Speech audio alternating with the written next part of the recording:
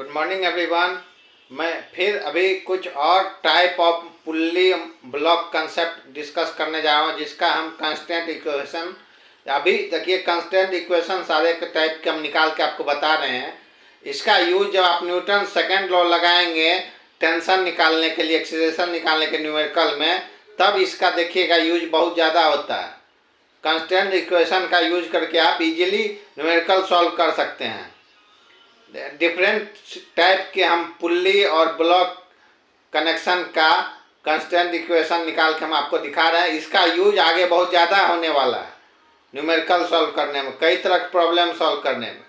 ठीक है, देखिए आज जो हम जो डिस्कस कर रहे हैं, movable pulley with to hanging block, उसका देखिए डायग्राम कुछ इस तरह होगा। इसे रूप पे एक किसी फिक्स पुल्ले से एक मूवेबल पुल्ले अटैच है। ठीक है, उसका वन स्ट्रिंग जो है रूप से फिक्स है।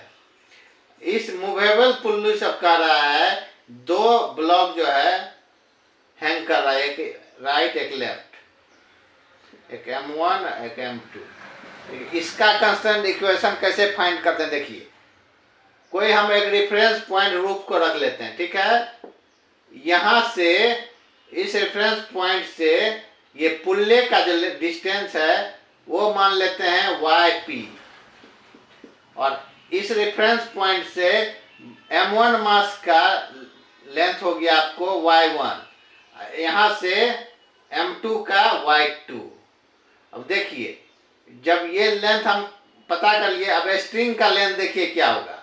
अब ये लेंथ क्या होगा आपका Y1 माइनस YP, ये लेंथ क्या होगा Y2 माइनस YP।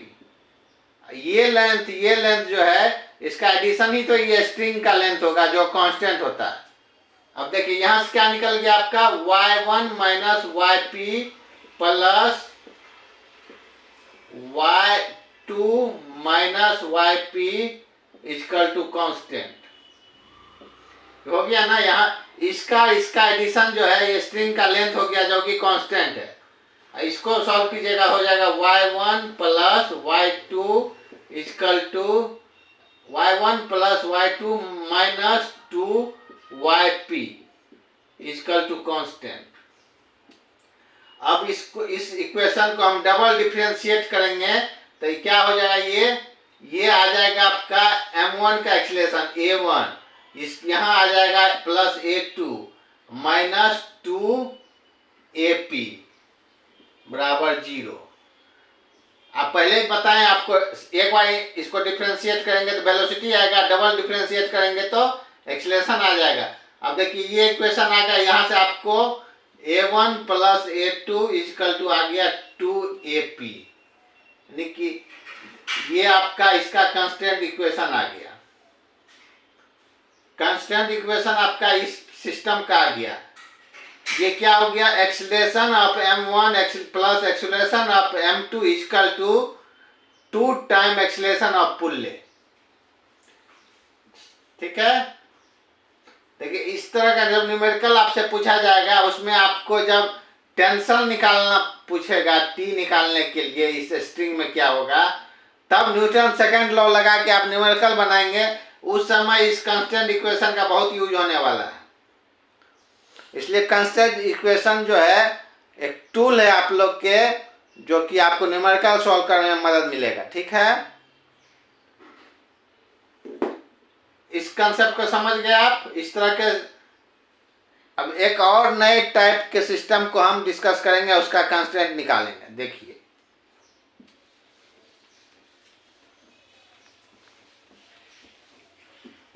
एक नए टाइप में कह रहा है, जब कोई एक ब्लॉक है उसमें कोई एक पुल्ली लगा हुआ है, अटैच है, उस पुल्ली से दो मास जो है M1 और M2 हैंग कर रहा है। अब ये कह रहा है कि ये ब्लॉक जो है जिससे ये पुल्ली अटैच है वो right side horizontally frictionless surface पे राइट मूव कर रहा है, तो इसका कुछ एक्सीलरेशन होगा इसका मान लेते हैं पुल्ली के साथ AP। अब इस केस में आपका कांस्टेंट इक्वेशन कैसे निकलेगा देखिए। अब देखिए जब ये ब्लॉक जो है x इधर राइट साइड x शिफ्ट करेगा, सपोज यहां से यहां का कुछ लेंथ है आपका, इसका डिस्टेंस है, इसका डिस्टेंस हम सपोज ये है आपका y1, ये है y2। जब ये इधर x शिफ्ट होगा तो ये पुल्ली से स्ट्रिंग है, ये भी कुछ शॉर्ट होगा, वो कितना होगा, सेम हो जाएगा जैसे y1 x से कम हो जाएगा, y1 माइनस x प्लस फिर y2 माइनस x। फिर ये जो दोनों एडिशन हुआ ये कांस्टेंट होगा लेंथ के, कांस्टेंट स्ट्रिंग के लेंथ के बराबर। फिर वही बात हो गया y1 plus y2 minus 2x equal to constant. फिर वही डबल डिफरेंशिएट करेंगे तो a1 प्लस a2 माइनस ये x जो है, x डिस्प्लेसमेंट किसका है, पुल्ले का या ब्लॉक अटैच है उसका, यहाँ पे वही है 2AP इक्वल टू 0। यहां से भी देखिए वही कांस्टेंट इक्वेशन आ गया, a1 plus a2 equal to 2AP। इस केस में भी सेम सिचुएशन आ गया, कांस्टेंट इक्वेशन यही आया। देखिए इस सब को आप ध्यान रखिएगा, इसको आगे जो है काफी यूज करने वाले हैं न्यूमेरिकल सॉल्व करने में, ठीक है। कुछ ये टाइप हो गया आपको, क्योंकि पुल्ली और ब्लॉक कंसेप्ट में कई तरह की सिचुएशन बनते थे, हमने 2-4 टाइप के आप लोगों को डिस्कस किया कांस्टेंट इक्वेशन निकाल के। इसके बाद हम लोग एग्जाम्पल में आएंगे और प्रॉब्लम में आएंगे, ठीक है। उससे आपका यूज ऑफ कांस्टेंट इक्वेशन पता चल जाएगा, ठीक है। Thank you.